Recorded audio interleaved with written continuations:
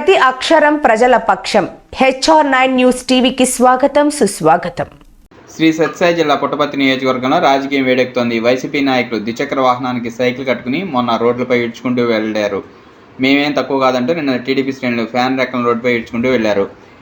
అయితే ఇది ఇలా ఉండగా ప్రశాంతతకు నిలమైన పుట్టపర్తిలో రాజకీయం రచ్చకెక్కుతోంది. బుధవారం రోజున YCP MLA Sridhar Reddy nomination సందర్భంగా వైసీపీ కార్యకర్తలు కొందరు ద్విచక్ర వాహనానికి సైకిల్ను కట్టుకుని రోడ్డుపై ఈడ్చుకుంటూ ఏళ్లలో కేకలతో కవ్వింపు చర్యలు దిగారు.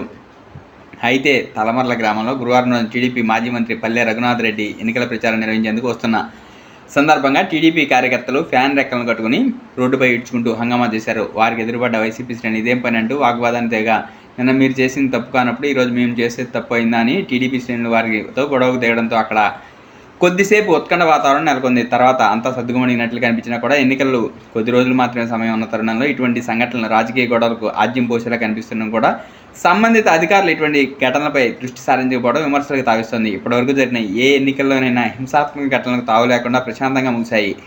ప్రస్తుతం వైసీపీ మరియు టీడీపీ రెండు వర్గాలు కొందరు కార్యకర్తలు అత్యుత్సాహం వల్ల ఘర్షణలు చోటు చేసుకునే అవకాశం ఉందని, ఎప్పటికైనా పోలీసు అధికారులు దృష్టి సారించి ఇటువంటి ఘటనలకు ఎక్కడా తావివ్వకుండా అడ్డుకట్ట వేయాలని ప్రజలు కోరుతున్నారు.